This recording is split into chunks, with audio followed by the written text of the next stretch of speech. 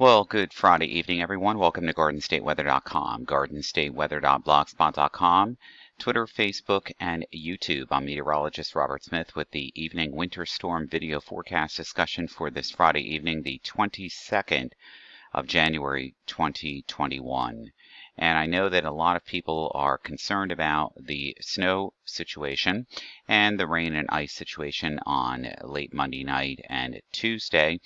And then again, another storm across the southern and mid-Atlantic region, possibly into southern New Jersey and the Delmarva region next Thursday night and Friday. We're going to focus on tonight's video forecast discussion. It's going to be called the setup, the wishes, dreams, hopes, and what could go wrong with the forecast as we head into the first evolution. There is actually 3 storms on the way. Not all of them will feature snow. Some of them will, the first 2 will, but the location will vary. The first and second storm are both isentropic lift events for next Monday night and Tuesday, and then Thursday night and Friday of next week as well is an isentropic lift event, and we'll get into all of this and what this means and break down the details of the pattern going forward. As I and many have been discussing in the meteorological community of the split flow pattern and the timing of short waves either in the polar and northern branch here and the subtropical branch here. This is the polar branch here, and it's mighty cold and it's a lot of snow here south and east of Hudson's Bay, Canada. Okay, let's go back to last night. Here's another storm system coming in, short wave, a closed low here in the 500 millibar analysis vorticity for last night. And here's our next short wave here in the southern branch here too. A little bit of isentropic lift here. And look at all these short waves rotating around this upper level low here in southeastern Canada as of last night, just east of Hudson's Bay. You got 1, 2, 3, 4, 5, 6, 7. So as we move through the period during today, we've had a couple of vortexes move through the area, circumnavigating that polar air mass here, that closed low, which is opening up now. As you can see, it was closed earlier this morning. Now it's opening up a little bit.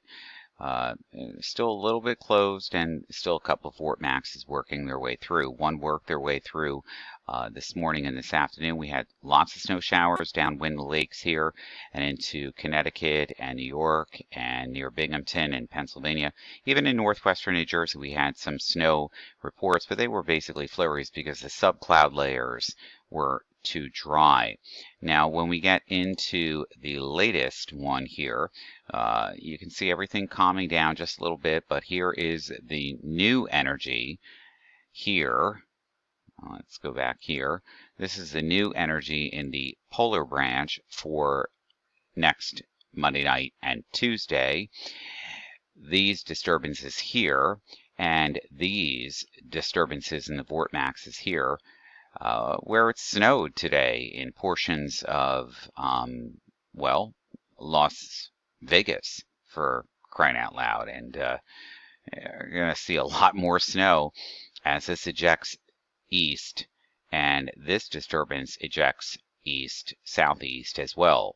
But will the two combine? This one's in a neutral fashion right now. This trough axis is very zonal, in my personal opinion, and that's the reason why everything is moving so fast, because the polar jet is still much stronger and faster than the subtropical jet digging at this point.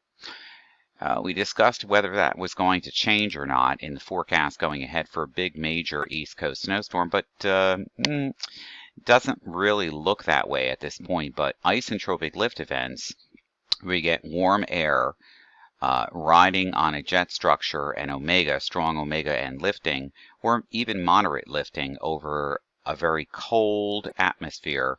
That's where you get overrunning precipitation, and that's what the isentropic lift event and forecast for Monday night and Tuesday looks like, and possibly even Wednesday or Thursday and Friday as well.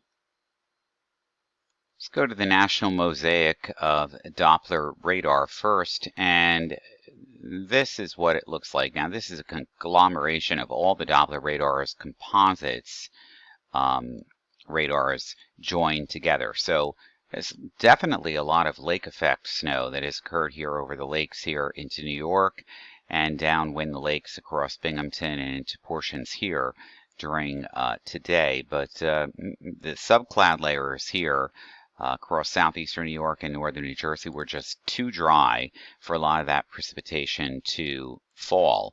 Although there were reports of snowflakes in the air here, don't get me wrong, but the subcloud layers were very dry, so that's the reason why most of this, if it ever, was in the air, didn't reach the ground. Going back into the southwest here, this is where things are changing because this is part and participle of our new storm system. Notice that in the composite radar, it's for the United States of America, so we're not showing the precipitation here in Canada, which is associated with the polar branch here. This is subtropical branch here, digging down into California, and it's providing snow in these areas. Now, this doesn't, just shows precipitation. It doesn't show the type of precipitation. That depends on your altitude. Now, weak perturbations have come through the northeastern United States, first with a cold front and now with another trough axis here. These are in the mid and upper layers of the atmosphere, so there's not, there is troughing here, which shows up.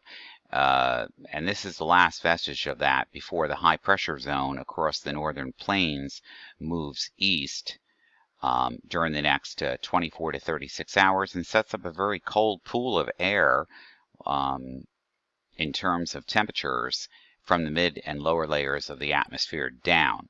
Here's our stalled frontal boundary here across the Florida Peninsula here into the western peninsula and then Florida, and then down into the Gulf and hugging the Gulf Coast regions all the way back to our new storm system, which is complicated as well across the southwestern United States. If we took a look at the fronts now, this is where everything is just changing. It's a big amount of precipitation occurring here. Some of this is snow in Las Vegas, actually, and the forecast for Las Vegas calls for snow too, believe it or not. As we move through the day, again, the lake effect snows are waxing and waning because that high pressure zone is now coming in. The troughing axis is leaving the area, as it were, and things dry out and cool down. Here's where things get interesting because that storm system now over the southwestern United States now gets into the mid-plains. And now we start to see a little bit of interaction here between the polar branch and the subtropical branch here with that low. And as we move into the rest of the forecast period, as we get into Monday, this looks classic to me because this looks like isentropic lift event, which is exactly where it's going to be.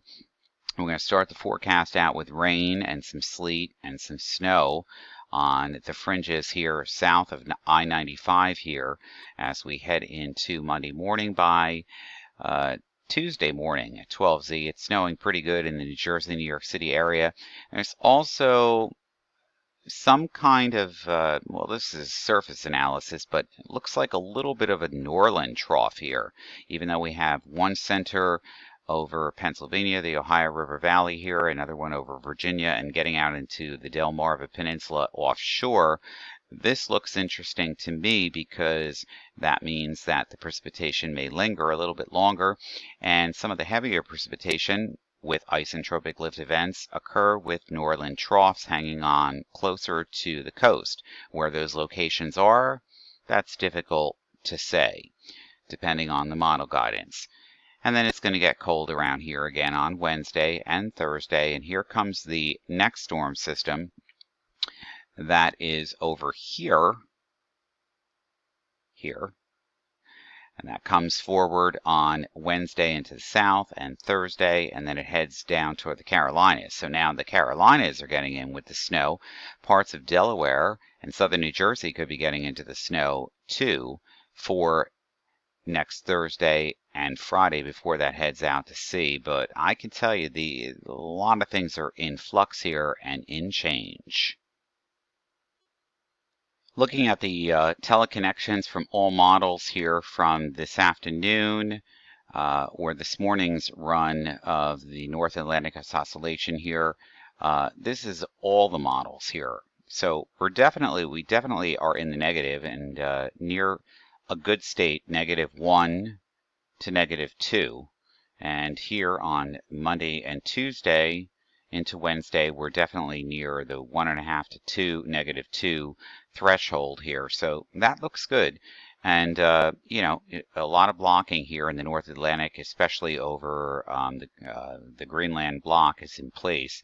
When we look at the Arctic oscillation, except for just maybe one member here, the Korean, which we're going to discount at this point, everything is still in the negative going into the early part of February, which looks good. Now, the EPO doesn't look good. If you want sustained cold without much fluctuation and a greater chance of snowstorms here, you'd want most of the members here that are in the positive to be here in the negative. And we discussed this on Facebook last night. Also, the PNA, the Pacific North American teleconnection, you would want this to be opposite. Again, it's already changing going into the forecast off the Pacific because the Pacific is hyperactive. And so therefore, even though the North Atlantic is blocked up, the Eastern Pacific, or the PNA rather, is in the wrong direction. You want to see these values here, this signal here, to be up in a positive state, and we'll show you why in just a moment. So much going on in the stratosphere at the 10 millibar level here in the upper reaches of the atmosphere. Not the truest upper levels of the atmosphere, but very close to it. Here is our disruption of the polar vortex here and here on two. It's definitely split here. One over this side of the pole, one over here, and then another warming occurring over the top. As we move through the forecast, you can see the weakening of the main stratospheric warming here over the poles again. And now here comes the next warming event, and there's a split of the polar vortex here and here. And then by day 10, well, you've got, you know, a couple of sisters here. You got one sister here, another sister here. But underneath this now, from Hudson's Bay all the way down to the northeastern United States, this gets interesting because now we have one stretch of a polar vortex split here from Hudson's Bay into the northeastern United States and all of the eastern United States, actually, all the way down into the deep south. Another one here, which is waxing and waning, and another one here. So, you know, we're at the apex here as we go into the early part of February with these dual sister stratospheric warming events here. But I can tell you that it's going to change the atmosphere in such a way that contort the atmosphere in the lower layers of the 500 millibar pattern. And with that being said, with the 500 millibar pattern across the continental United States and all of North America, actually, by the European model guidance, these are some of the features that I'd like to see, but they're not really perfect. Now, here's our Greenland block showing up on Monday, and underneath it is branching of the 500 millibar pattern. So there's a lot of cooling in the atmosphere going on over Canada and over the other side of the pole with this stretching and waxing and waning of the polar vortex and all of its vortices here. But there's a lot of challenge going on here too, because there's troughs and ridges in this flow, but all of them look to be very progressive, and nothing seems to be a complete lock to me. Yeah, the cold air over Canada and across the Aleutian Islands, and yeah, that seems to be a very real deal here. And again, if we even take this out to February the 1st, everything is like neutrally tilted here. So, if we go back here, let's go back to Saturday, tomorrow. Here's trough axis. Here's our ridging. Coming in, it's a west to east flow across the area.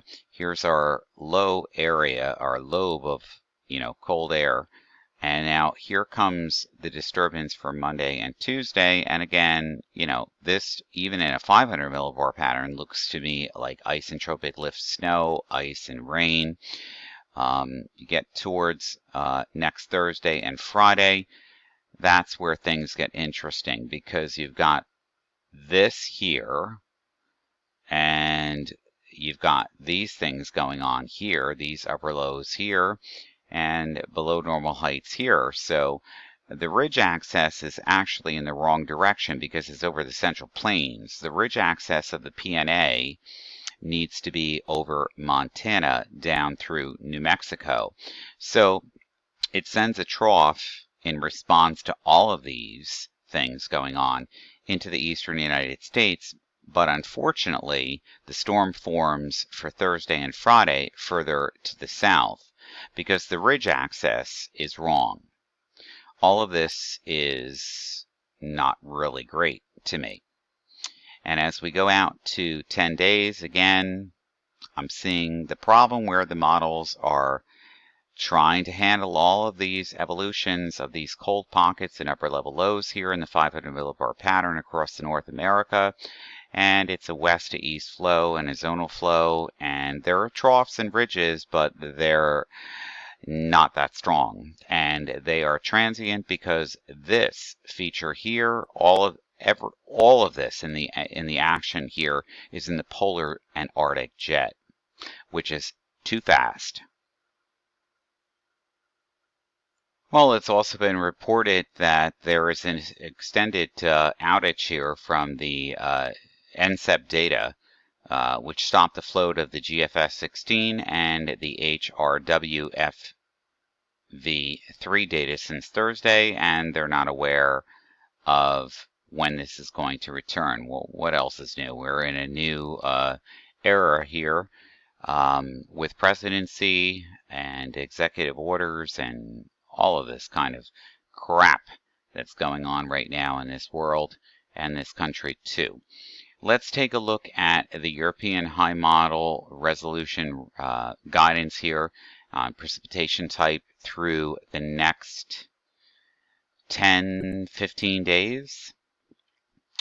We looked at this and we got closer up. Well, here you go. Here's our isentropic lift event coming in to the northern mid-Atlantic. But the European model guidance is really suggesting, nothing here. If you really look at this, this doesn't look impressive to me.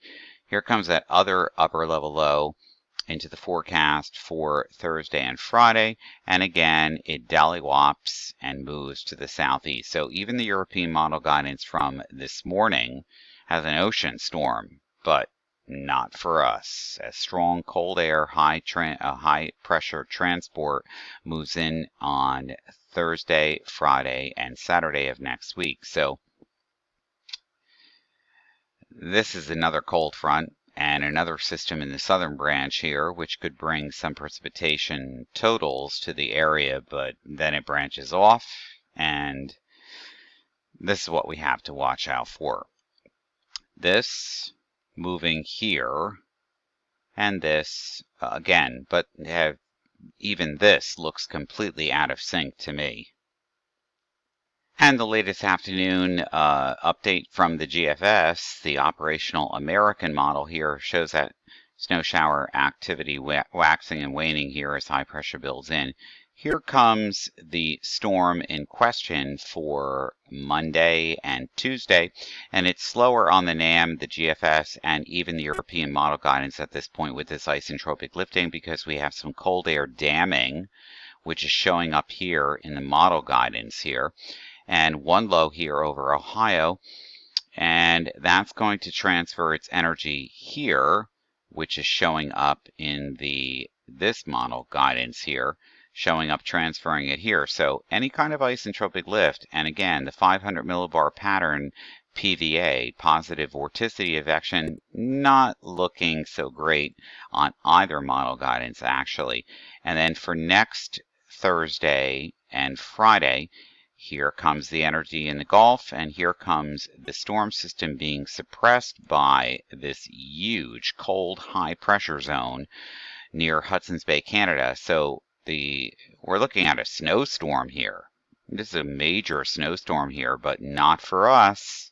No, it's for the Carolinas this time. You wouldn't believe it, but yeah. And it's been going in that direction forever and ever under this strong, you got a 978 low. Let's go back, 991 low and a 1040 millibar high east of Hudson's Bay. What do you get with that? Suppression and depression, probably, if you're a snow lover. And then, even with this, as we move forward, even on the GFS, it's short waves.